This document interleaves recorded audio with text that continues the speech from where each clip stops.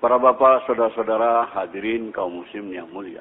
Tidak bisa kita pungkiri bahwa seluruh manusia yang hidup di dunia ini mempunyai masalah. Orang miskin punya masalah, orang kaya pun punya masalah juga. Orang yang tidak punya uang masalah, orang yang banyak uangnya pun masalah juga.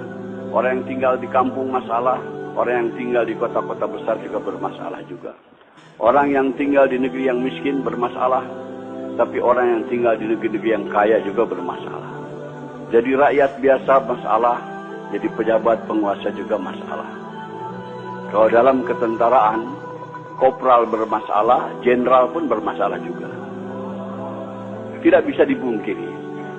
Orang yang belum kawin punya masalah, yang sudah kawin pun masalah juga.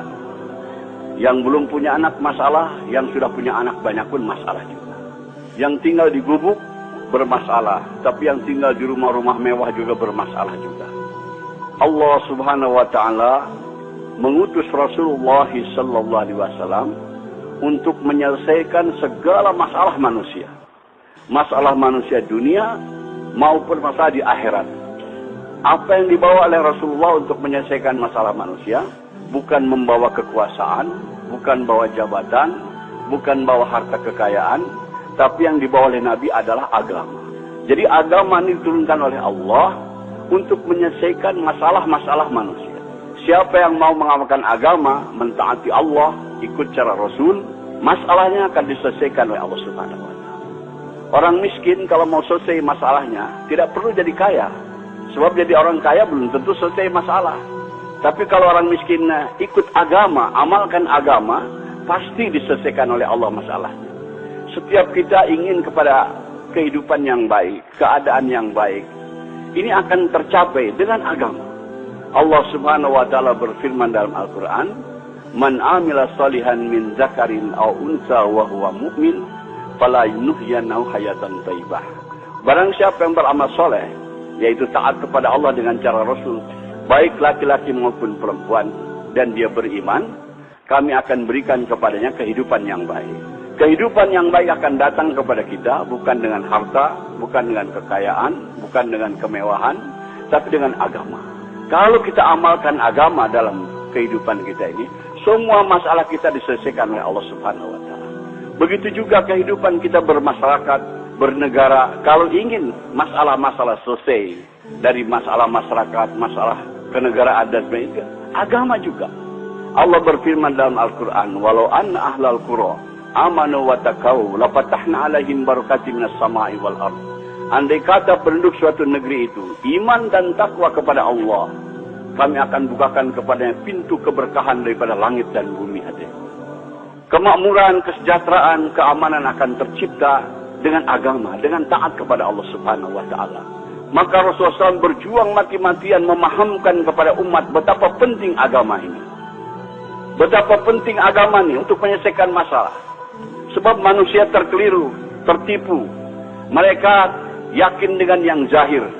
Disangkanya dengan berharta, dengan berkekayaan, dengan berjabatan, dengan pangkat, kehidupan akan nyaman. Tidak, hadirnya mulia. Fir'aun kaya raya, jabatannya tinggi, tapi tidak taat kepada Allah, bermasalah kehidupannya. Karun kaya raya, orang terkaya di dunia ketika itu, tapi tidak mau taat kepada Allah, bermasalah hidupnya. Namrud juga raja dunia, dia tidak taat kepada Allah, bermasalah kehidupannya. Semua masalah-masalah datang kepada kita dari dia taat kepada Allah Subhanahu wa taala. Bukan karena pendapatan kecil, bukan karena miskin, bukan. Yang menyusahkan kehidupan kita ini adalah dosa-dosa kita sendiri. Hadirin, di Jakarta ada ungkapan kata gubuk derita. Maksudnya karena tinggal di gubuk hidup menderita. Sebetulnya yang bikin menderita bukan gubuknya, tapi dosa-dosanya hadirnya. Orang yang berdosa itu walaupun tinggal di gedung yang mewah, tetap hidupnya akan gelisah hadirnya mulia.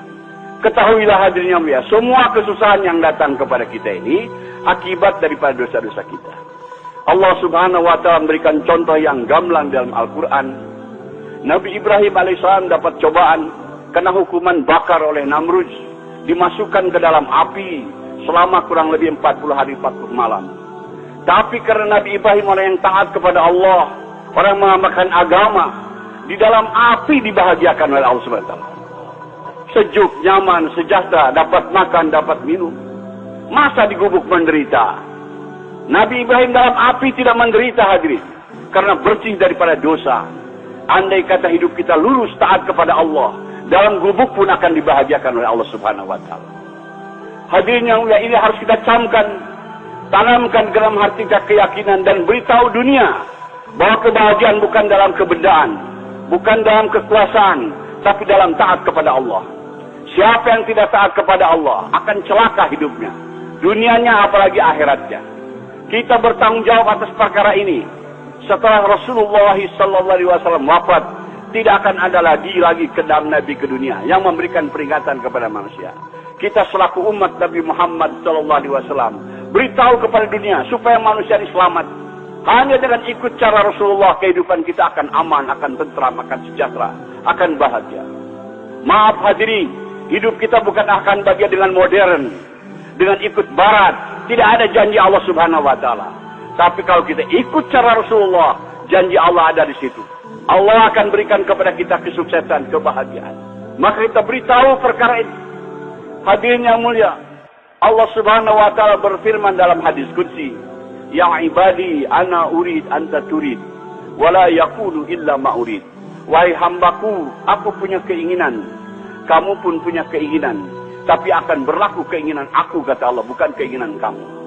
Wa ilan salam tali fima urid, fakaifatuka fima turid.